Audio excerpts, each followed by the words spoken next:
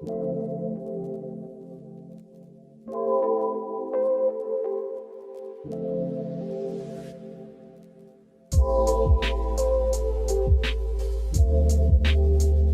lần khá là bất ngờ khi mà tôi gom lại những cái tác phẩm khắc gỗ của mình mà mình chưa ưng ý, đốt bỏ nó. Trong cái quá trình mình ngồi quan sát cái sự tiêu hủy thì mình thấy mình đã ngẫu nhiên đưa ra cho nó, mang đến cho nó một cái cuộc sống mới, một cái tinh thần mới.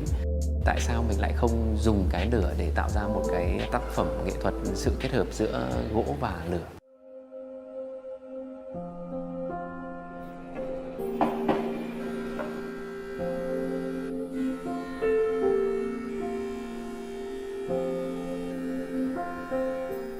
Gỗ là một cái khá là thú vị. Bản thân trong từng cái phiến gỗ, từng cái tấm gỗ, từng cái cây gỗ nó đã có những cái cuộc sống riêng, những cái câu chuyện riêng. Và khi mình kết hợp cái màu tự nhiên sau khi kết hợp với lửa thì nó đã tạo ra những cái tính ngẫu nhiên, những cái tác phẩm hoàn toàn bất ngờ đối với chính bản thân mình.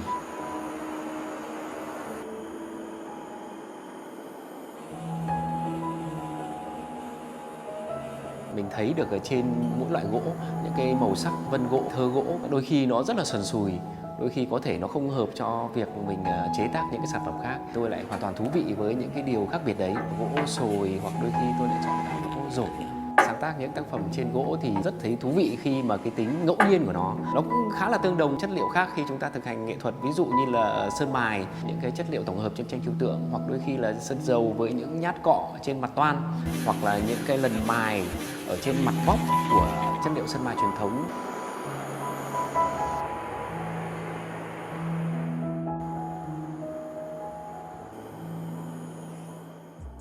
Để tạo ra được một tác phẩm đốt gỗ, đầu tiên tôi sẽ có những cái phác thảo, sau đấy mình sẽ chọn những tấm gỗ, vân gỗ, màu gỗ nó hợp với cái phác thảo đó.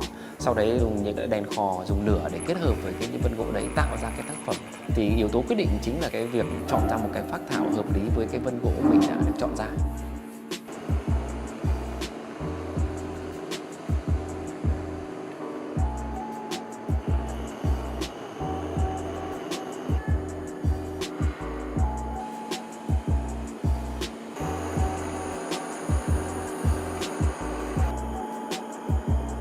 Cái đề tài chân dung là khá là quen thuộc.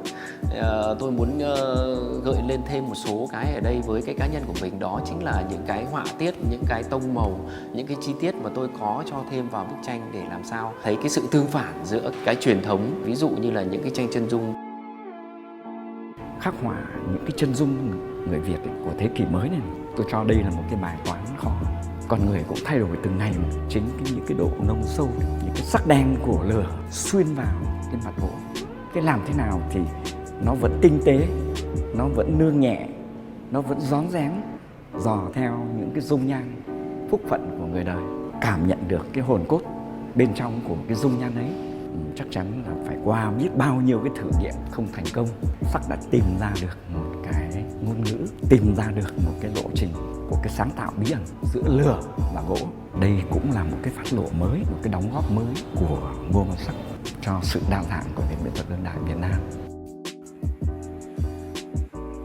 Trong suốt những năm qua thì mình luôn luôn tìm tòi kết hợp những chất liệu tổng hợp, chất liệu sơn dầu acrylic để làm sao nó không chỉ là mình khai thác cái tính ngẫu nhiên của thớ gỗ, mà mình còn có những cái ý tưởng riêng, những cái hòa sắc đối chọi, những cái tương phản mạnh lên trên cái mặt gỗ, để cái sự thực hành nghệ thuật mình luôn luôn tạo ra những cái điều thú vị với chính bản thân mình, tạo ra những cái mới.